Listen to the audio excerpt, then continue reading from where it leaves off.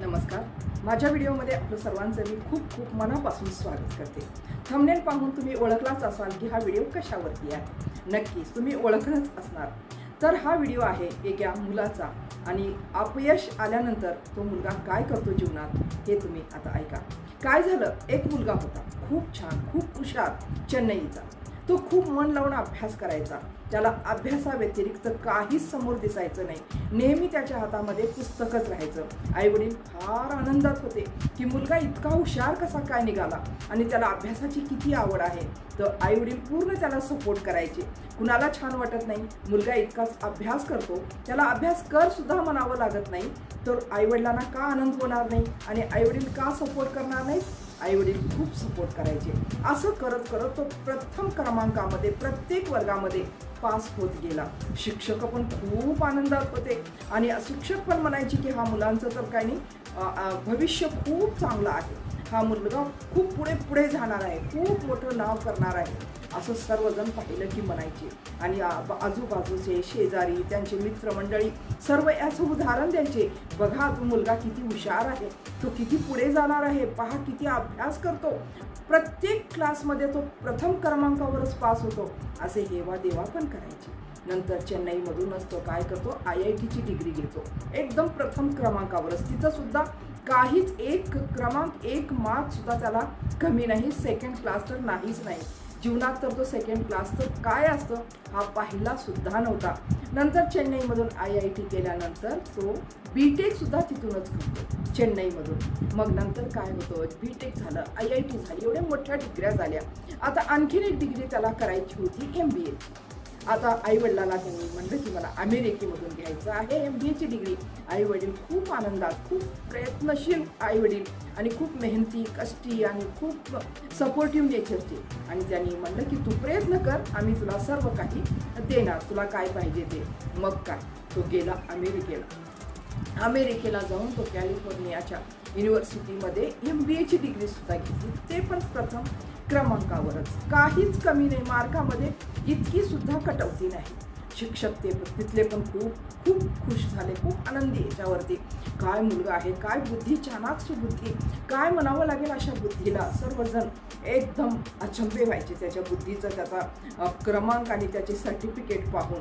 आता त्यांनी मोठी नोकरी धरण्याचा प्रयत्न केला अमेरिकेमध्ये, तेही. आणि एवढ्या मोठ्या चांगल्या क्रमांकाने पास होणाऱ्या मुलाला कोण नोकरी देणार नाही. प्रत्येक कंपनीमध्ये त्याला बोलवत होते की तुम्ही आमच्याकडे या. भारताचा मुलगा अमेरिकेमध्ये कॅलिफोर्नियामध्ये एका मोठ्या पदावर तो रुजू होतो, एका मोठ्या कंपनीमध्ये. खूप मोठी पगार, पैशाची तर काही कमीच नको. घर, गाडी, बंगला सर्व काही आता त्याला मिळालेलं होतं. आता फक्त त्याला पत्नी नव्हती. मग त्यांच्या घरच्यांनी पण हे ठरवलं की सर्व काही आहे, खूप चांगलं सर्व चाललेलं आहे, आता लग्न केलं पाहिजे. इतकी चांगली, इतकी सुशील, इतकी मन मिळावू आणि इतकी शिकलेली ती पण मुलगी चेन्नईची, पाहून त्याचं लग्न करण्यात आलं.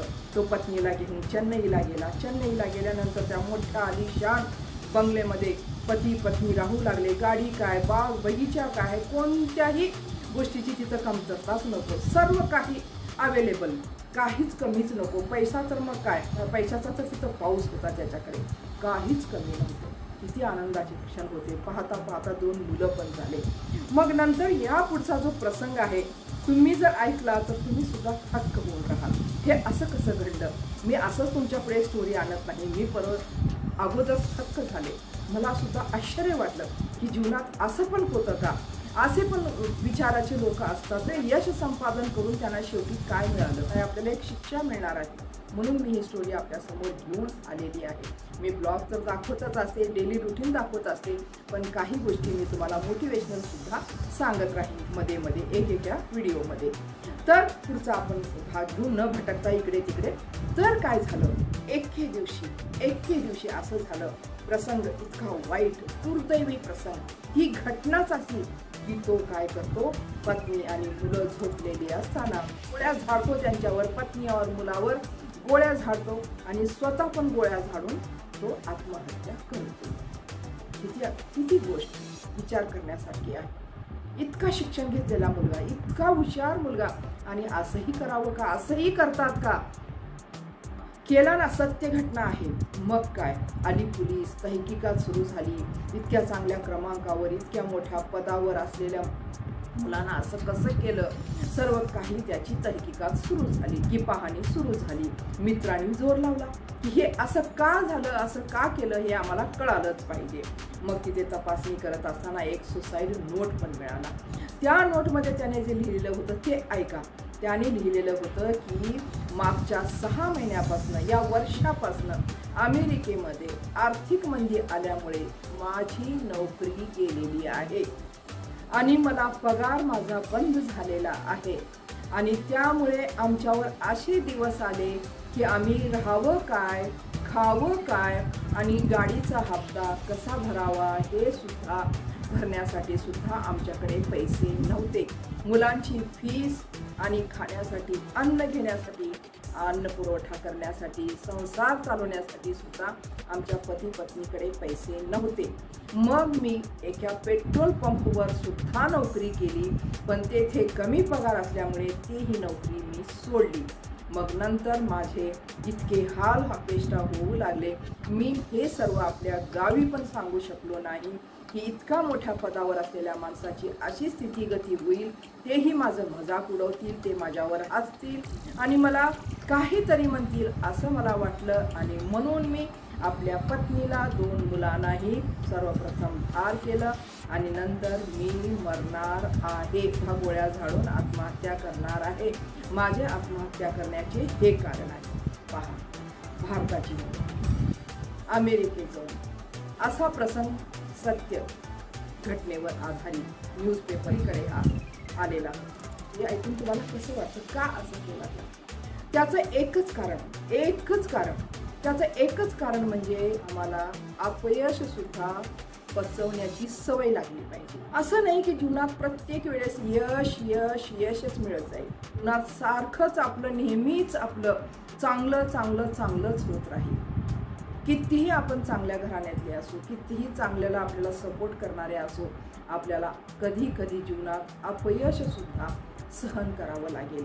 आणि ज्या मुलांना, ज्या मुलींना, ज्या व्यक्तींना जीवनात अपयश सहन करायची जी शक्ती निर्माण झालेली असते, तो असा विचार कधीच करणार नाही.